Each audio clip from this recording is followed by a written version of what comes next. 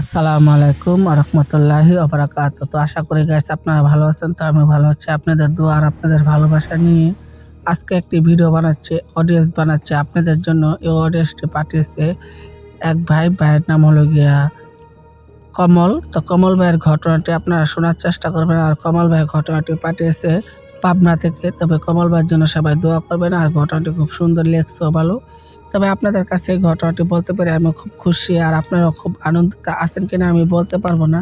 তবে দেশে প্রবাস থেকে যারা আমার অডিয়েন্সগুলো আপনারা এতদিন যাবত শুনে আসছেন এমনকি শুনতেছেন, তা আপনাদেরকে জানাচ্ছি হাজার হাজার ধন্যবাদ এমনকি সাথে ভালোবাসা। সবাই মিলে কমল ভাইয়ের জন্য দোয়া করবেন আর বিশেষ করে বেশি বেশি ভালোবাসা দেওয়ার চেষ্টা করবেন কমল ভাইকে।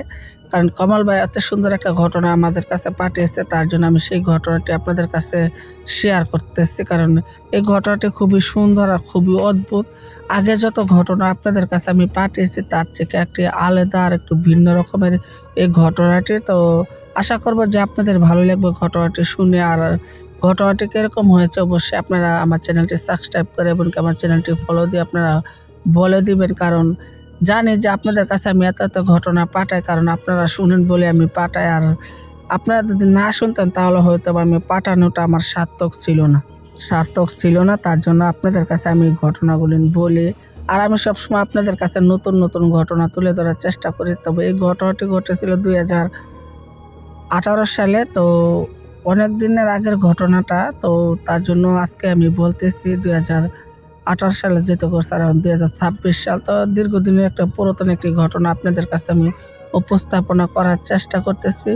তবে আপনারা সবাই মিলে শোনার চেষ্টা করবেন। আর আশা করব যে আপনাদের কাছে এই ঘটনাটি খুবই ভালো লাগবে আর খুবই একটু কষ্ট লাগবে। কারণ ঘটনাটি শুনেই আমার সারে গায়ের নোম দাঁড়িয়ে গেছে। তো আপনাদের কিরকম লাগবে আমি তো জানি না, কিন্তু আমার গায়ের নোম সম্পূর্ণ দাঁড়িয়ে গেছে এই ঘটনাটি শুনি। তবে আজকে আপনাদের কাছে এই অদ্ভুত ঘটনাটি বলতেছি, আপনারা সবাই মিলে শোনার চেষ্টা করবেন। আর আশা করব যে আপনাদের ভালোই লাগবে, খারাপ লাগবে না। কারণ আগে যত ঘটনা আমি দিয়েছি তার মাধ্যমে আমি এই ঘটনাটা আমি স্পেশাল এপিসোড হিসাবে আমি লাগছি। আর আশা করব যে আপনারা সবাই এই ঘটনাটি শুনে উপভোগ করবেন। কিরকম হয়েছে আপনারা আমাকে জানিয়ে দিবেন কমেন্ট বক্সে। আরেকটা বিশেষ কথা আপনাদের কাছে না বললেই হচ্ছে না, কারণ বিশেষ কথাটি আপনাদের কাছে আমি জানিয়ে রাখা ভালো যে আমার চ্যানেলে অনেকেই অনেক ধরনের ঘটনা দেওয়ার চেষ্টা করে, অনেকে অনেক ধরনের স্ট্যাগ দেওয়ার চেষ্টা করতেছে। তো ভাই আপনারা কেউ আমাদেরকে স্ট্যাগ দিবেন না, কারণ আমার ছোটো আইটি, ছোটো ইউজার আপনারা হয়তো জানেন। তারপর আপনারা আমাদের কাছে এটা না দিলে আমি মনে করি যে খুশি হব। কারণ আপনাদের দেওয়ার কারণে হয়তো বা অনেক ফ্যামিলি কষ্ট পায়, এখান থেকে অনেকে চলার চেষ্টা করে, সেই থেকে অনেকে কষ্টও পায়। তবে আজকে এই ঘটনাটি আমি বলার চেষ্টা করতেছি কারণ আপনারা শুনবেন আর কি কমল ভাইয়ের ঘটনাটি। আর কমল ভাই লেখছে অনেক সুন্দর করে, ঘটনাটি খুব চমৎকার হয়েছে ওনার হাতের লেখাটা। তার জন্য ওনাকে জানাচ্ছি আমি ধন্যবাদ। আর উনি আমার দাদার উত্তরটা দিতে পারছে বলে আমি এই ঘটনাটি আপনাদের কাছে আমি বলতেছি। তবে আরেকটা বিশেষ কথা আপনাদের কাছে আমি বলে দিই যে অনেকখানের ঘটনাই আপনারা শুনছেন আমার চ্যানেলে, ঘটনাটি আপনারা শুনেন। আশা করব যে আপনাদের ভালোই লাগবে। তবে অনেকে আবার বলে আমি নাকি পাগলের পোলা বলি না ভাই, আমি সত্য ঘটনা আপনাদের কাছে উদ্ঘাটন করি।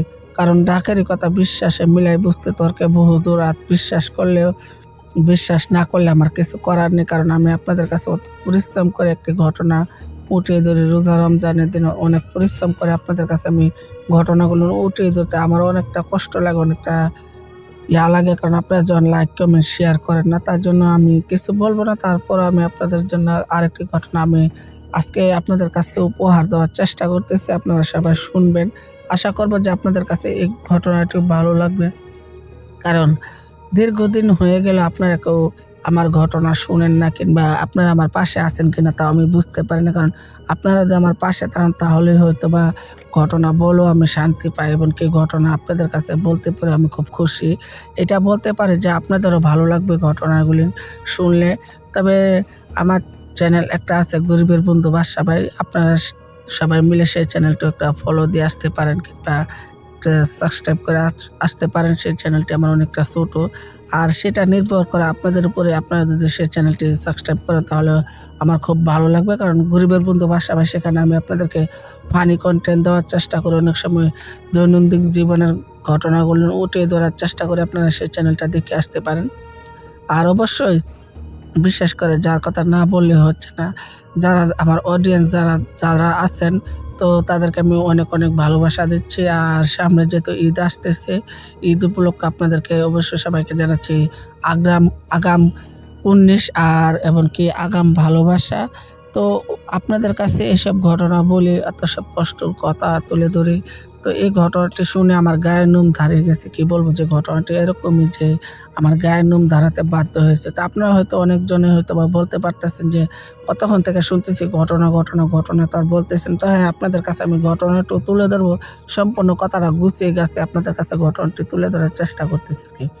কারণ আমি হচ্ছি একা একটা মানুষ আর আপনারা এতজন। তা আমি ঘটনা তো গুছিয়ে গাছিয়ে বলতে হবে, তাই না? তা আমার একাই সবকিছু কইতে হইব। আমার একাই সবকিছু আপনাদের কাছে জানাতে হবে। এটাই। ঘটনাগুলি না আপনাদের কাছে তুলতে পেরে আমিও খুব খুশি। তাই কারণ আপনাদের কাছে আমি সবকিছু শেয়ার করি, তার জন্য আজকের এই ঘটনাটি আপনাদের কাছে শেয়ার করতেছি। আপনারা শুনবেন। আর আশা করব যে আপনাদের কাছে এই ঘটনাটি ভালোই লাগবে। আর যেহেতু ঘটনাটি ২০১৮ সালে ঘটে যাওয়া একটি মর্মান্তিক একটি ঘটনা। আর উনার সাথে এই ঘটনাটি ঘটাটাও আমি মনে করি না যে উচিত ছিল। তবে এই ঘটনাটির ব্যাখ্যা যদি আপনাদের কাছে থাকে তাহলে অবশ্যই আপনারা ঘটনার কমেন্ট বক্সে আপনারা জানিয়ে দিতে পারেন ব্যাখ্যাটা, যদি আপনাদের ভালো লাগে আরকি। আর আপনাদের কাছে যদি ব্যাখ্যা থাকে, তবে আমি যতটুকু সম্ভব আপনাদের কাছে ব্যাখ্যা দেওয়ার চেষ্টা করতেছি। তারপরেও আপনাদের কাছে ব্যাখ্যা না থাকলে আমার লাগে খুব ভালো হয়, আমার জন্য খুব উপকার হয়।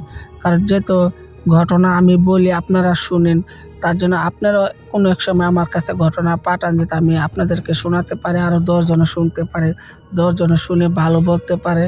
তো এসব কথা বলতে, বলতে আমার অনেকটা সময় লস হয়ে যাচ্ছে। তার জন্য আমি আজকে সরাসরি ঘটনার দিকে চলে যাব। তো যাওয়ার আগে আপনাদের কাছে আবারও বলে দিতে চাই, যদি ঘটনার মাঝখানে তো কোনো ভুল বেয়াদবি হয় তো অবশ্যই আপনারা ক্ষমা সুন্দর দৃষ্টিতে দেখবেন। ক্ষমা হলো গিয়ে মুহূর্তের রক্ষণ। আর ক্ষমা বিনে এই পৃথিবীতে কিছুই নেই। কারণ ভুল সবাই করে। তাহলে আমিও ভুল করি বা ফাদামও করছে। তো অনেকে ভুল বেয়াদবি করে, তবে আপনারা ঘটনাটি শুনবেন আরকি। তো কিরকম হয়েছে আপনারা জানিয়ে দিয়ে যাবেন। তো একদিন সন্ধ্যাবেলা আমরা সমস্ত বন্ধু-বান্ধব মিলে প্ল্যান করলাম যে এক জায়গায় আমরা ঘুরতে যাবো। তখন সবার কাছে বলার পরে কেউ আর ঘোরার জন্য সবাই রাজি হলো। তারপরও যেদিন আমরা ঘুরতে যাবো সেদিন আর কেউ যায়নি। তখন আমি একাই ঘুরতে চলে গিয়েছিলাম। তো একা যেহেতু ঘুরতে চলে গিয়েছিলাম, তো ঘুরতে, ঘুরতে একটা বনে গিয়েছিলাম। তো সেখানে একটা পুরাতন একটি গুরুস্থান ছিল। তো সেই গুরুস্থানটি খুবই ভয়াবহ ছিল। আপনারা হয়তো জানেন যে গুরুস্থান একটা পাক জায়গা। আর গুরুস্থান একটি পাক রহমতের একটি জায়গা। তো সেখানে কিছু থাকতে পারে, এটা আপনারা হয়তোবা বিশ্বাস করবেন না। তো আমি ঘুরতে, ঘুরতে তো সেই গুরুস্থানের কাছে গিয়ে পৌঁছাচ্ছিলাম। তখন প্রায় রাত ৭টা থেকে ৮টা নাগাদ হবে। কারণ কবরস্থানের আশেপাশে কোনো লোকজন ছিল না বললেই চলে। সেই কবরস্থানটি একাই ছিল সেখানে। আর এর আশেপাশে কোনো লোকজন ছিল না। তো আমি কি করলাম, সেই কবরস্থানে চলে গেলাম। তখন রাত প্রায় ৬টা থেকে ৬:৩০ হবে আমি যখন গিয়েছিলাম।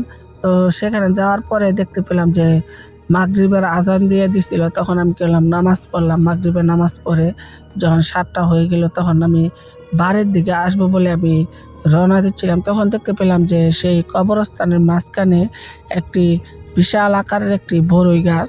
সেখানে অনেক, অনেক বরই ধরছে সেই কবরস্থানের সেই বরই গাছটা। তো আমি চিন্তা করলাম, তাই আমিও কিছু বরই ওখান থেকে পাইড়া খাবো। কারণ সেই গাছের বরইগুলো এত বড়, বড় আর এত সুন্দর, সুন্দর পেকে, পেকে লইছে যে কেউ না খেতে চাইলেও জোরে হইলেও খাবে। তখন আমি কি করলাম, সেই বরই গাছ থেকে বরই পাড়লাম। বরই পেড়ে যখন আমি খাবো, তখন আমি একটা বরই কামড়ও দিলাম। দেখলাম যে একটা বরই এত পরিমাণ তিতা বিটকুটি, আমার জীবনেও হয়তোবা আমি এরকম টাইপের বরই আমি কখনো খাইনি। কারণ বরই তো আমি খেয়েছি, কিন্তু অনেক বরই মিষ্টি লাগে না, অত টক লাগে। কিন্তু এই বরইটা একদম তিতা বিটকুটি।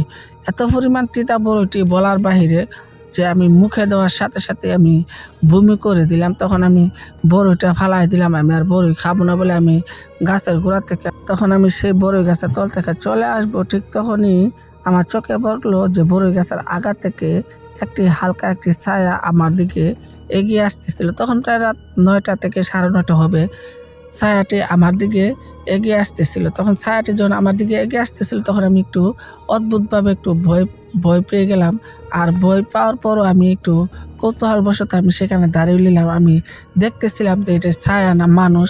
কারণ অনেকে বলে যে ছায়া থাকতে পারে, মানুষও থাকতে পারে। তখন আমি কি করলাম, সেখানে দাঁড়িয়েছিলাম। তো দাঁড়িয়ে থাকার পরে দেখতে পেলাম যে ছায়াটা গাছ থেকে নেমে আমার দিকে একটি করুণ দৃষ্টিতে তাকিয়েছিল। তখন সেই করুণ দৃষ্টিটা দেখে আমি বুঝতে আর বাকি নেই যে সেই ছায়াটি হয়তো বা আমার সাথে কিছু একটা করবে। তখন আমি সেই ছায়াটিকে জিজ্ঞেস করে বসি যে, "তুমি কে? আর তুমি কেন বা আমার সামনে এভাবে আসছো? আর তুমি কি করতে চাচ্ছ?" তখন ছায়াটি একটি হাসি মারল। মুচকি একটা হাসি মারল ছায়াটি। হাসি দেওয়ার পরে আমি বুঝতে পারলাম যে ছায়াটি হয়তোবা আমার সাথে কিছু বলতে চাচ্ছিল। তখন আমি আবারও জিজ্ঞেস করলাম যে, "তুমি কে? আর তুমি কেন বা আমার সামনে এরকম করতেছে?" তখন ছায়াটি আবার একটা রহস্যময় মুচকি হাসি মেরে বসলো। তখন আমি বুঝতে পারলাম যে এখানে আমার দাঁড়িয়ে থাকাটা আর উচিত হবে না। তখন আমি আস্তে, আস্তে গাছের গোড়া থেকে দূরে সরে আসবো। ঠিক তখনই ছায়াটি বলে ওঠে যে, "আজকে তোমাকে একা পেয়েছি আর অনেকদিন হয়ে গেল আমি কোনো মানুষের রক্ত খাইনি। আজকে আমি মানুষের রক্ত খাবো।" তখন সেই ছায়াটির কথা শুনে আমার ভিতরে একটা কাঁপুনি উঠে গেল আর আমার সম্পূর্ণ শরীর ঘামতে শুরু করে দিল। তো চিকন, চিকন ঘাম দিতে, দিতে আমার সমস্ত শরীরের লোম দাঁড়িয়ে গেল। দাঁড়িয়ে যাওয়ার পর আমি কি করলাম? দৌড় মারে কবরস্থানে উঠে আসলাম। তো আমি কবরস্থানে উঠে আসার একটা উদ্দেশ্য ছিল, মুরব্বিরা বলছিল যে, "আর তার যা মন চায় তা হোক, কবরস্থানের ভিতরে কিছু থাকে না। কারণ কবরস্থান নাকি একটি পাক জায়গা।" তার জন্য আমি সেই কবরস্থানে উঠে আসলাম। উঠে আসার পরে দেখতে পেলাম যে সেই ছায়াটি কবরস্থানের আশেপাশে ঘুরপাক খাচ্ছিল, কিন্তু কবরস্থানের ভিতরে ঢুকতে পারতেছিল না। ছায়াটি কবরস্থানের আশেপাশে ঘুরপাক খাচ্ছিল, কিন্তু কবরস্থানের ভিতরে ঢুকতে পারতেছিল না। তখন আমি মনে বুঝতে পারলাম যে সে ছায়াটিকে তাড়ানোর মতন সাধ্য আমার নেই। তখন আমি কি করব না করব কিছুই ভেবে পাচ্ছিলাম না। তখন আমি সূরা পড়তেছিলাম। আর সূরা পড়ে আমি সেখানেই বসে রইলাম, কবরস্থানের ভিতরেই বসে রইলাম। আমি কবরস্থান থেকে বাইর হচ্ছিলাম না। আমি কবরস্থানে বসেছিলাম। আর আমি চিন্তা করতেছিলাম যে কিভাবে আমি সেখান থেকে আসবো আর কি করব না করব আমি কোনো জিনিসই ভেবে পাচ্ছিলাম না। আর আমি কান্নাকাটি করতেছিলাম যে সেখান থেকে হয়তোবা কোনো রকমে আমি বেঁচে ফিরতে পারি। আর না হয়তো পেলাম যে আমার আর কিছু করার নেই। আর আমার এর ভিতরে বসে থাকতে হবে। তখন আমি সূরা পড়তেছিলাম। তখন সূরাতুল ইখলাস আমি সেখানে বসে, বসে পাঠ করতেছিলাম। আর কি করব না করব আমি কিছুই ভেবে পাচ্ছি না। তখন সেখানে আমি বসে, বসে কান্নাকাটি করতেছিলাম। আর বাড়ি আসার জন্য আমি অপেক্ষা করতেছিলাম, কিন্তু কিছুতেই আমি বাড়ি আসতে পারতেছিলাম না।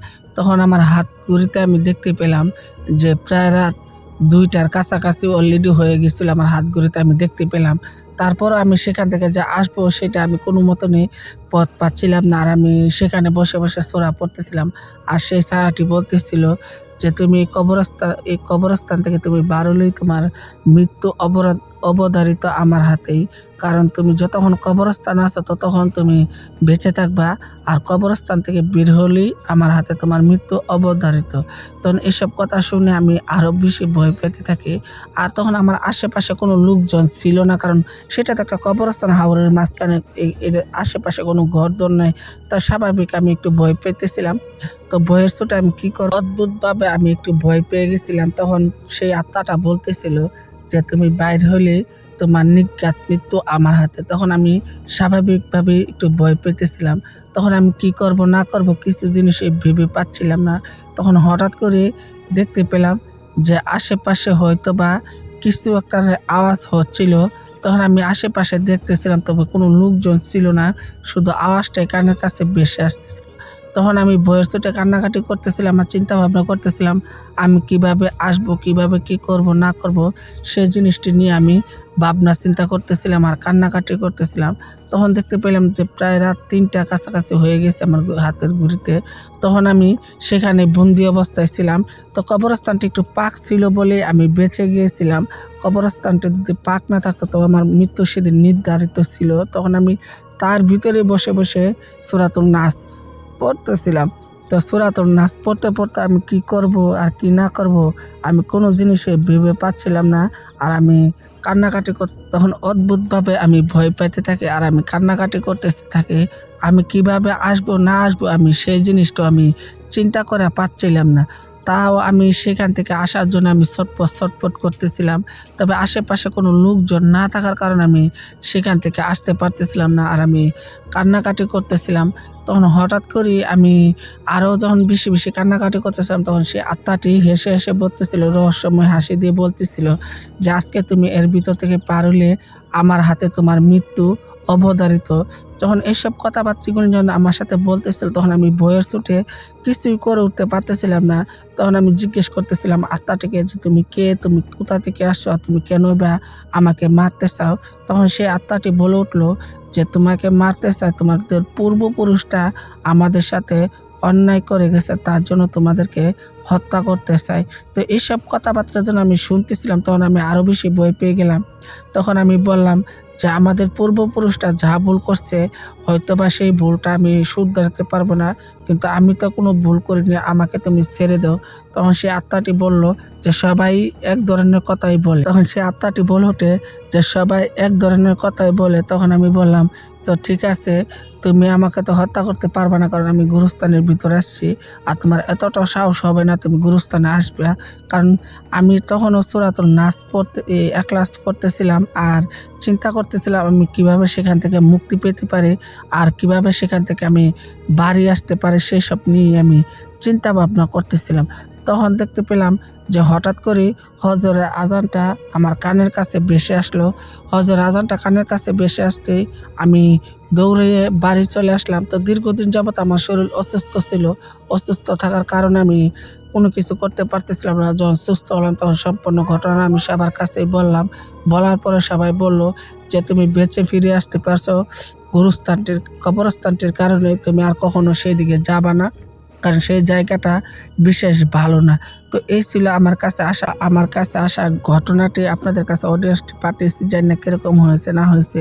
যদিও বা ভুল ত্রুটি হয়তো অবশ্যই আপনারা ক্ষমা সুন্দর দৃষ্টিতে দেখবেন। আমি বাস্তবে আপনাদের কাছে ঘটনাটি বললাম।